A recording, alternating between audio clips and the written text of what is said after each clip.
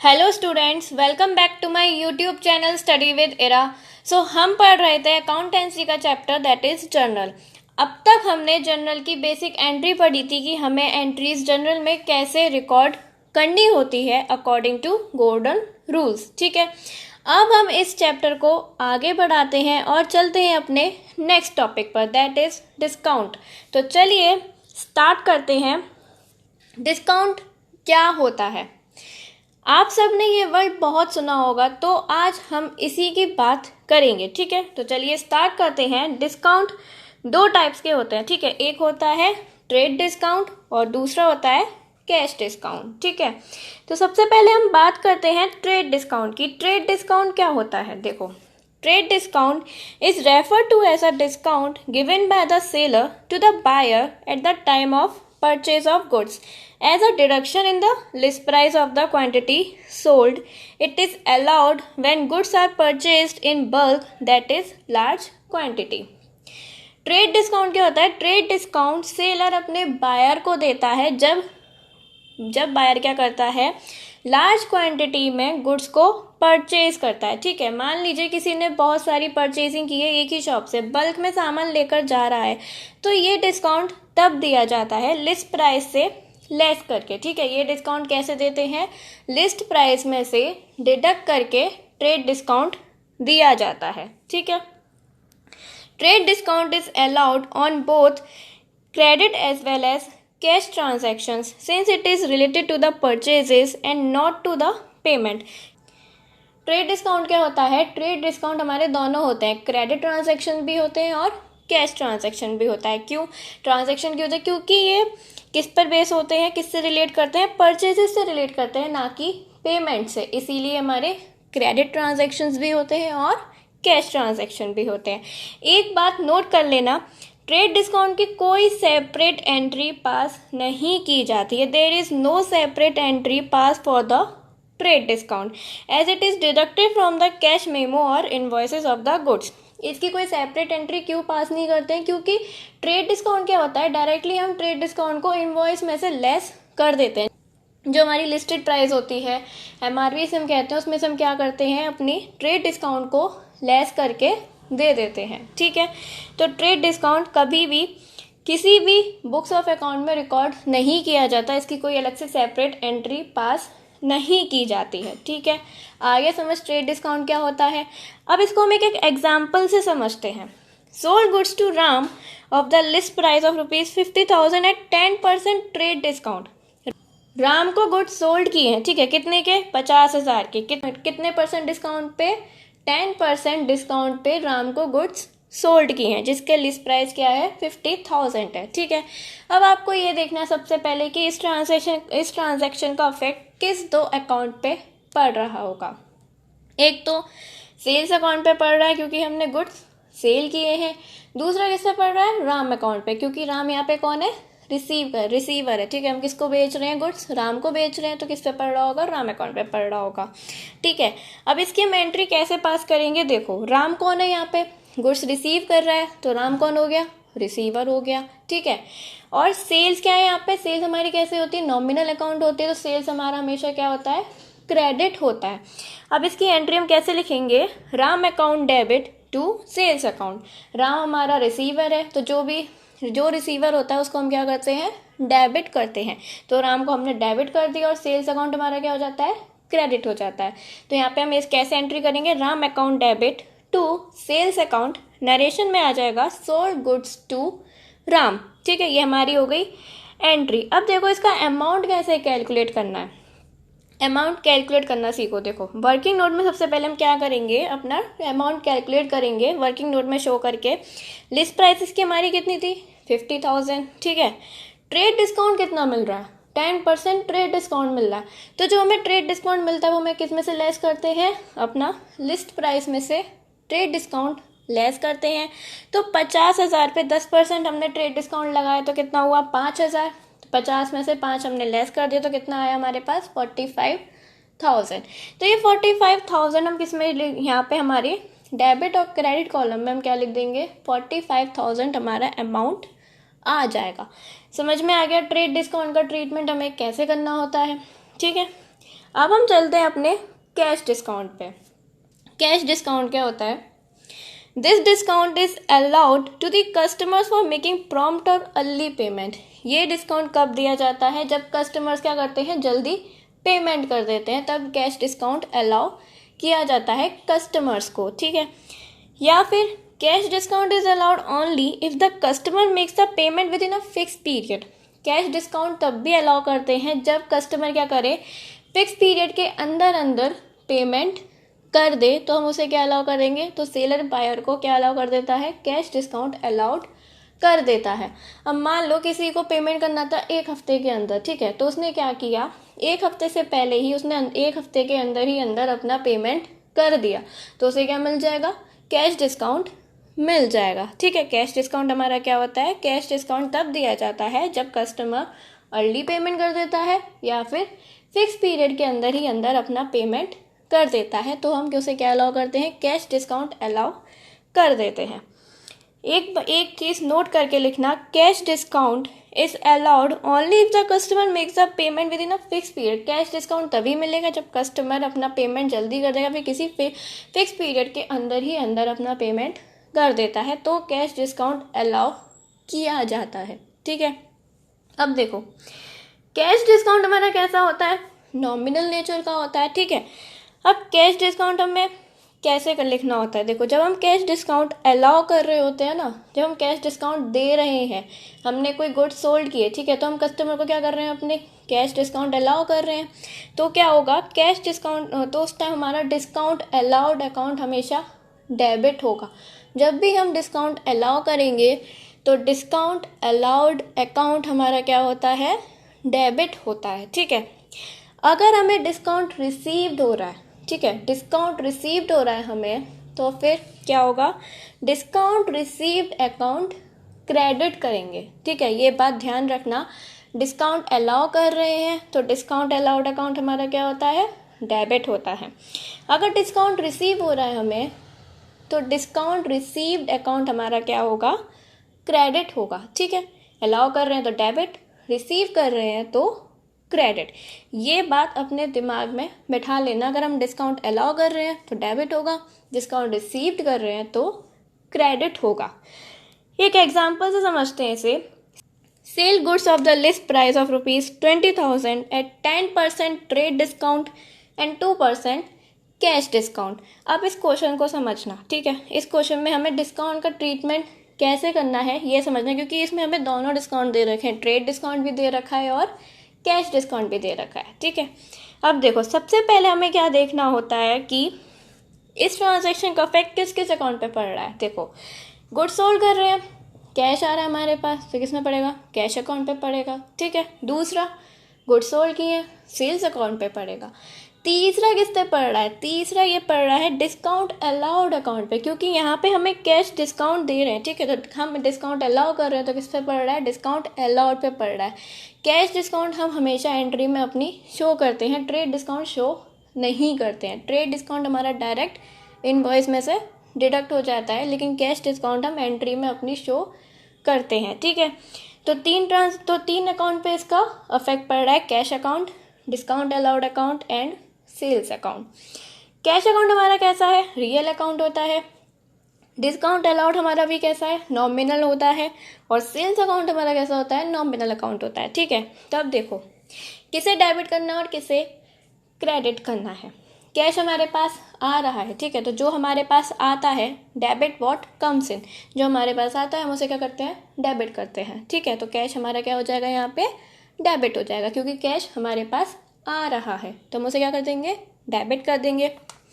अब देखो discount allow करते हैं, तो डिस्काउंट अलाउड हमेशा हम क्या करते हैं, डेबिट करते हैं। जब भी हम डिस्काउंट अलाउ कर रहे हैं तो हम डिस्काउंट को क्या करते हैं, डेबिट करते हैं, ठीक है। तो डिस्काउंट अलाउड अकाउंट हमारा क्या हो जाएगा, डेबिट हो जाएगा। सेल्स अकाउंट हमारा कैसा होता है, नॉमिनल अकाउंट होता है। सेल्स अकाउंट हम हमेशा क्या करते हैं, क्रेडिट ही करते हैं, तो सेल्स अकाउंट यहाँ पे हमारा क्या हो जाएगा, क्रेडिट हो जाएगा। अब इसकी एंट्री देखो, इसकी एंट्री कैसे होगी, cash account debit, discount allowed account debit to sales account, ये इसकी क्या हो गई, एंट्री हो गई। नरेशन में क्या आएगा, सोल्ड गुड्स फॉर कैश, ठीक है, ये इसकी एंट्री हो गई।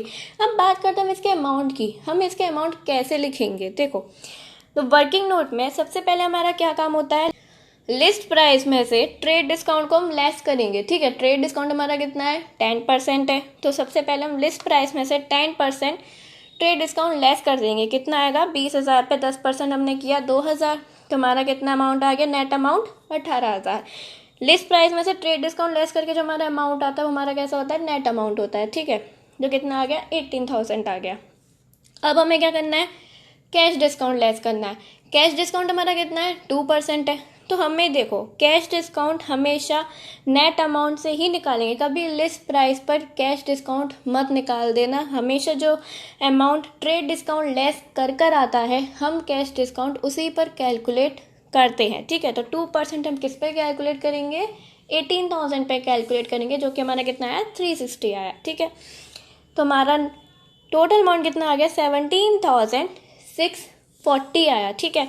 हमने ट्रेड डिस्काउंट भी लेस कर दिया, हमने कैश डिस्काउंट भी लेस कर दिया, तो हमारा अमाउंट कितना आया निकल के, 17,640 आ रहा है, ठीक है।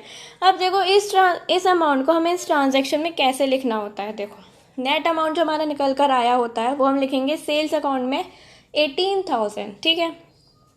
कैश डिस्काउंट हमारा कितना है, 360 है, तो डिस्काउंट अलाउड अकाउंट के सामने हम कितना अमाउंट लिख देंगे, 360, क्योंकि हम इतना डिस्काउंट अलाउ कर रहे हैं, तो डिस्काउंट अलाउड के सामने कितना आ जाएगा, 360 आ जाएगा।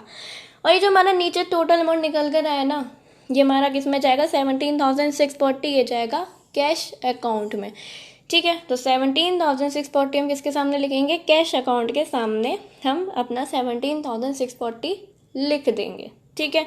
क्योंकि हमें डेबिट, देखो यहाँ पे हम कैलकुलेट करेंगे ना डेबिट और क्रेडिट का, तो दोनों 18,000 ही आ रहे हैं, ठीक है। समझ में आ गया हमें ट्रेड डिस्काउंट का ट्रीटमेंट कैसे करना होता है और कैश डिस्काउंट का ट्रीटमेंट हमें कैसे करना होता है, कैसे हमें इनकी एंट्री पास करनी होती है, ठीक है, कैसे हम अमाउंट कैलकुलेट करेंगे, ठीक है। अब हम चलते हैं अपने नेक्स्ट टॉपिक पर, that is distinction between trade discount and cash discount. इन दोनों में अंतर क्या होता है, ये आपके एग्जाम में भी आ जाता है क्वेश्चन कि ट्रेड डिस्काउंट और कैश डिस्काउंट में क्या डिफरेंसेस होते हैं, ठीक है। तो देखो क्या डिफरेंस होते हैं, सबसे पहले पॉइंट देखते हैं मीनिंग।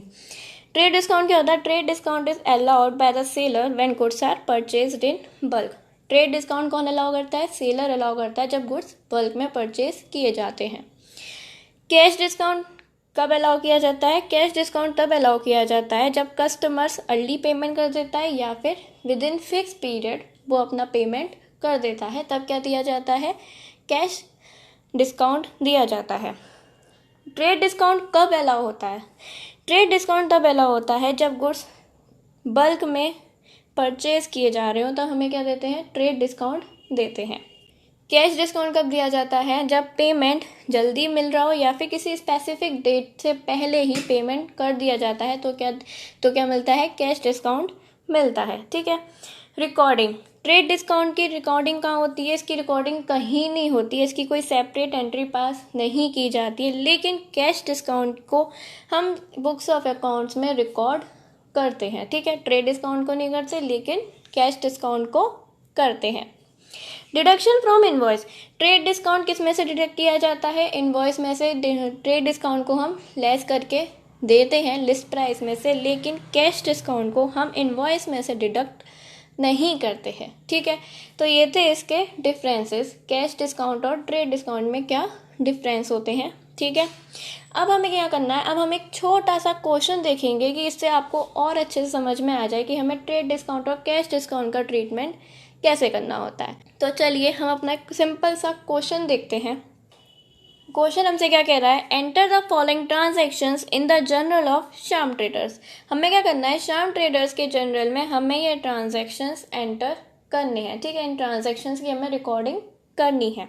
तो क्या ट्रांजैक्शंस हैं, मई 2021 के दे रखे हैं इसमें ट्रांजैक्शन, दो ट्रांजैक्शन दे रखे हैं। पहला है bought goods for cash of the list price of ₹50,000 at 20% trade discount and 5% cash discount, ठीक है।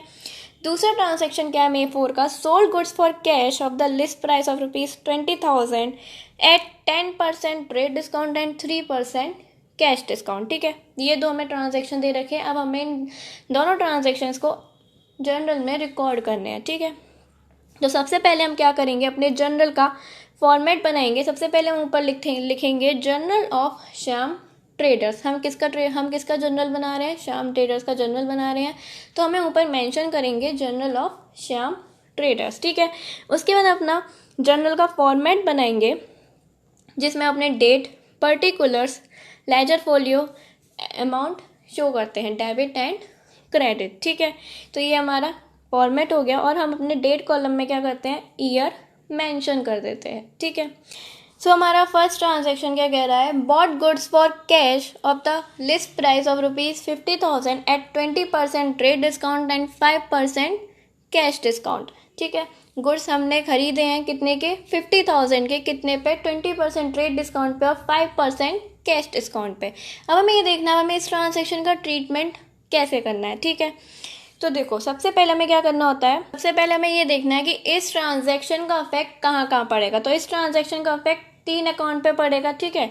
किस किस पे पड़ेगा इस ट्रांजैक्शन का इफेक्ट, एक तो परचेज अकाउंट पे पड़ेगा क्योंकि हम गुड्स यहाँ पे परचेज कर रहे हैं। दूसरा किस पे पड़ेगा, डिस्काउंट रिसीव्ड अकाउंट पे, क्योंकि यहाँ पे हमें डिस्काउंट रिसीव्ड हो रहा है, ठीक है। तो यहाँ पे किस पे पड़ेगा, डिस्काउंट रिसीव्ड अकाउंट पे पड़ेगा। और तीसरा किस पे पड़ेगा, तीसरा पड़ेगा हमारा कैश अकाउंट पे, ठीक है। तो ये 3 अकाउंट पे हमारा इस ट्रांजैक्शन का इफेक्ट पड़ेगा। अब देखो इनका हमें क्या देखना है, नेचर देखना है। तो परचेज अकाउंट हमारा कैसा है, परचेज अकाउंट है हमारा नॉमिनल अकाउंट, ठीक है। डिस्काउंट रिसीव्ड हमारा कैसा है, नॉमिनल अकाउंट। और कैश अकाउंट हमारा कैसा होता है, रियल अकाउंट होता है, ठीक है। अब हमें ये देखना है इसमें से हमें किसे डेबिट करना है और किसे क्रेडिट करना है। तो देखो परचेज अकाउंट हमारा नॉमिनल अकाउंट होता है जिसे हम हमेशा क्या करते हैं, डेबिट ही करते हैं। तो परचेज अकाउंट हमारा क्या होगा, डेबिट होगा, ठीक है। डिस्काउंट रिसीव्ड हमारा कैसा है, नॉमिनल अकाउंट। डिस्काउंट रिसीव्ड हम हमेशा क्या करेंगे, जब भी हमें डिस्काउंट मिल रहा होगा, रिसीव होता है, तो हम डिस्काउंट रिसीव्ड अकाउंट को क्या करते हैं, क्रेडिट करते हैं, ठीक है। तो डिस्काउंट रिसीव्ड अकाउंट हमारा क्या हो जाएगा, क्रेडिट हो जाएगा। अब यहाँ पे हम बात करते हैं कैश अकाउंट की। कैश हम यहाँ पे क्या कर रहे हैं, दे रहे हैं, ठीक है। तो हमारे पास से जो जाता है हम उसे क्या कर देते हैं, क्रेडिट कर देते हैं, ठीक है। जो हमारे पास से जाता है हम उसे क्रेडिट करते हैं। अब देखो अब इसकी जनरल एंट्री क्या होगी, सबसे पहले हम डेट कॉलम में मेंशन करेंगे May 1। उसके बाद हम अपना एंट्री करेंगे purchase account debit to cash account to discount received account, ठीक है। ये हमारी क्या हो जाएगी, एंट्री हो जाएगी। इसमें हम नरेशन देंगे गुड्स परचेज फॉर कैश, ठीक है। हमारी एंट्री क्या होगी, purchase account debit to cash account to discount received account. अब हमें इसका अमाउंट कैलकुलेट करना है, ठीक है। अमाउंट कैसे कैलकुलेट करेंगे इसका, इसके लिए हमें एक वर्किंग नोट बनाना पड़ेगा। सो वर्किंग नोट में सबसे पहले हम क्या करेंगे, लिस्ट प्राइस लिखेंगे अपना। लिस्ट प्राइस हमारा कितने का है, 50,000 का लिस्ट प्राइस है, ठीक है। इसमें से हमें क्या करना होता है, लिस्ट प्राइस में से अपना ट्रेड डिस्काउंट लेस करना होता है। तो ट्रेड डिस्काउंट हम यहाँ पे क्या करेंगे, लेस करेंगे। 50,000 का हम ट्रेड डिस्काउंट इसमें से लेस कर देंगे, कितना, 20% का। 50,000 पे हम कैलकुलेट करेंगे, 20% कितना आया, 10,000। 10,000 हम लेस कर देंगे तो हमारा कितना आएगा, 40,000। ये हमारा क्या हो जाएगा, नेट अमाउंट हो जाएगा। अब हमें क्या करना है, कैश डिस्काउंट लेस करना है, ठीक है। तो कैश डिस्काउंट हमारा कितना आएगा, कैश डिस्काउंट हम निकालेंगे 5% 40,000 पे। 40,000 पे कितना आया हमारा, 2,000। 40,000 में से हम लेस कर देंगे 2,000 तो हमारा कितना आ जाएगा, कैश पेड अमाउंट 38,000 का हमारा कैश पेड अमाउंट आ जाएगा, ठीक है। अब ये देखो कैश डिस्काउंट हम हमेशा किस पे निकालते हैं, नेट अमाउंट पे ही निकालते हैं, जो कि हमारा लिस्ट प्राइस में से ट्रेड डिस्काउंट को लेस करके आया होता है, उसी पे हमारा कैश डिस्काउंट निकलेगा, ठीक है। तो अब देखो नेट अमाउंट हमारा किस में जाएगा, नेट अमाउंट हमारा जाता है, तो देखो नेट अमाउंट हमारा किस में जाएगा, नेट अमाउंट हमारा जाएगा कैश अकाउंट में, कितना, 38,000 का, ठीक है। डिस्काउंट रिसीव्ड हमें कितने का हुआ था, कैश डिस्काउंट 2,000 का हुआ था, तो 2,000 हमारा किस में जाएगा, डिस्काउंट रिसीव्ड के अमाउंट में जाएगा, ठीक है। उसके बाद 40,000 जो हमारा नेट अमाउंट था वो किस में जाएगा, परचेज अकाउंट के सामने हम कितना लिख देंगे, 40,000। कैश अकाउंट के सामने हम कितना लिख देंगे, हमारा कैश पेड कितना था हमारा अमाउंट इसका 38,000, वो हम कैश रिसीव्ड, वो हम कैश अकाउंट के सामने लिख देंगे। और जो हमें डिस्काउंट रिसीव्ड हो रहा है 2,000 का, वो हम कहाँ लिखेंगे, डिस्काउंट रिसीव्ड के सामने 2,000 लिख देंगे, ठीक है। तो यहाँ पे हमारा फर्स्ट ट्रांजैक्शन कंप्लीट होता है। अब हम चलते हैं अपने नेक्स्ट ट्रांजैक्शन पे। नेक्स्ट ट्रांजैक्शन क्या कह रहा है हमसे, sold goods for cash of the list price of rupees 20,000 at 10% trade discount and 3% cash discount. ये क्या कह रहा है, हमने गुड्स कितने का बेचा है, 20,000 का गुड्स बेचा है, जिसपे हमने 10% ट्रेड डिस्काउंट दिया है और 3% कैश डिस्काउंट दिया है। ठीक है, तो सबसे पहले हमें ये देखना है कि इस ट्रांजैक्शन का इफेक्ट कहाँ कहाँ पड़ रहा होगा। सो देखो, इस ट्रांजैक्शन का इफेक्ट कहाँ कहाँ पड़ रहा है, 3 अकाउंट पे पड़ेगा। किस किस पे पड़ेगा, एक तो पड़ेगा हमारे सेल्स अकाउंट पे, ठीक है, क्योंकि यहाँ पे हम गुड्स बेच रहे हैं तो किस पे पड़ेगा, सेल्स अकाउंट पे पड़ेगा। दूसरा पड़ेगा डिस्काउंट अलाउड अकाउंट पे, क्योंकि यहाँ पे हमने डिस्काउंट अलाउ किया है। ठीक है, हम यहाँ पे गुड्स बेच रहे हैं तो हमने डिस्काउंट अलाउ किया है, तो किस पे पड़ेगा, डिस्काउंट अलाउड अकाउंट पे पड़ेगा। दूसरा किस पे पड़ेगा, कैश अकाउंट पे पड़ेगा। ठीक है, 3 अकाउंट पे हमारा यहाँ पे इस ट्रांजैक्शन का इफेक्ट पड़ रहा है, सेल्स अकाउंट पे, डिस्काउंट अलाउड अकाउंट पे एंड कैश अकाउंट पे। अब देखो इन अकाउंट का नेचर क्या है। सेल्स अकाउंट हमारा कैसा होता है, नॉमिनल अकाउंट होता है। डिस्काउंट अलाउड हमारा कैसा होता है, नॉमिनल अकाउंट होता है।